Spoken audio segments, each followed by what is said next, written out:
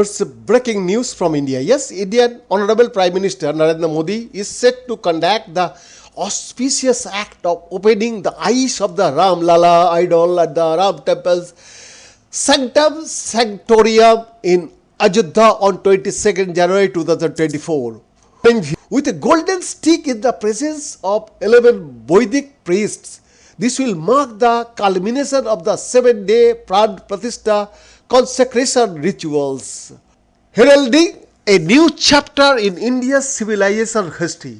While Jawaharlal Nehru visited Mughal ordered Babur's tomb in Afghanistan in 1959, Indira Gandhi visited the tomb in 1968 and Rahul Gandhi in 2005. It took a leader as tall and fearless as Prime Minister Modi to correct a historical wrong. Babur destroyed an existing temple in the year 1528 to build a masjid, Babri Masjid, snatching away from Hindus what was rightful theirs.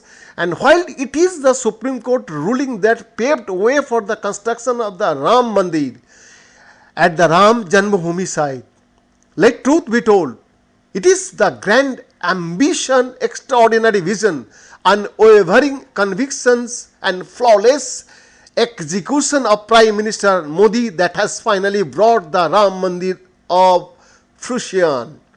Ram Mandir has been part of the BJP's manifesto for the longest time, and the issue of building a mandir at Lord Ram's birthplace was the first crystallized in the BJP's Palampur resolution of 1989.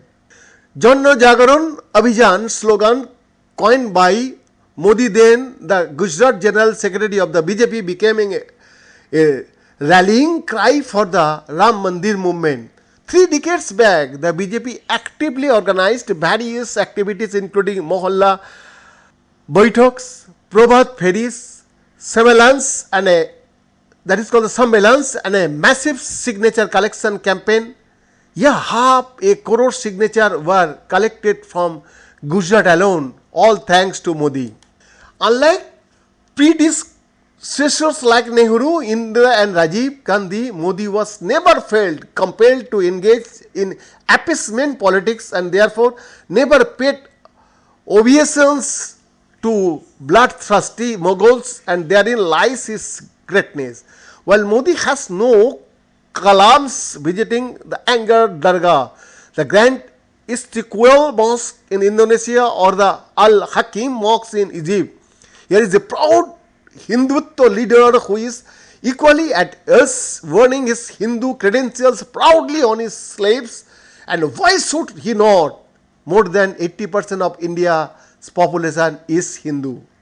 Is Jesus not celebrated at his birthplace in Bethlehem?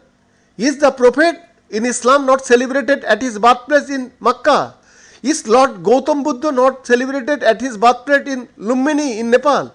Is Lord Mohammed not celebrated on his birthplace in Kundalpur in modern days Bihar?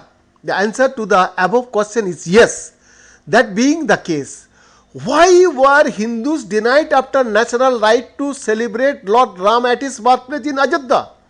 That is because Hindus are inherently secular and waited tolerantly for the court verdict. There has now come to time to history through when nothing can stop the collective consciousness of over 1 billion Hindus, the most peaceful community anywhere in the world, and that trust history is on the auspiciously eventual day of 22nd January.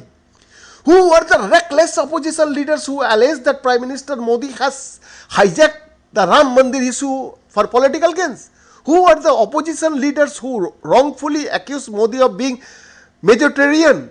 It is that very lot from the Congress which filed an affidavit in the Supreme Court denying the very existence of Lord Ram and the Ram Setu. It is the very lot from the TMC in Bengal, Mamata Banerjee included, who have no qualms offering namaz on the streets but have a problem with the peaceful chants of Jai Sri Ram. It is that very lot from the DMK which equates Sanatan Dharma with dengue, malaria and COVID-19. It is that very lot from the Samajwadi Party whose leader Mulayam Singh Yadav fired on unarmed Ram Bhaks in 1990. It is that every lot from the RJD calls Ramcharitmanas a hoax. It is that very lot from AIM OBC included who call the constitution to derive undue benefits under Articles 29 and 30. But when instant triple talaq was criminalized and repealed within the ambit of Indian law, this radical bunch of bigots ran amok, disparaging the very ethos of the constitution. In sharp contrast, if there is one party that has steadfastly furthered the Hindu cause without being Majortarian, it is the BJP, and if there is one fearless Hindutva icon was acidogenously created an enabling environment for Hindus so that they do not feel marginalized in their own homeland, it is Prime Minister Modi. Manmohan Singh threw lavish iftar parties when he was the Prime Minister.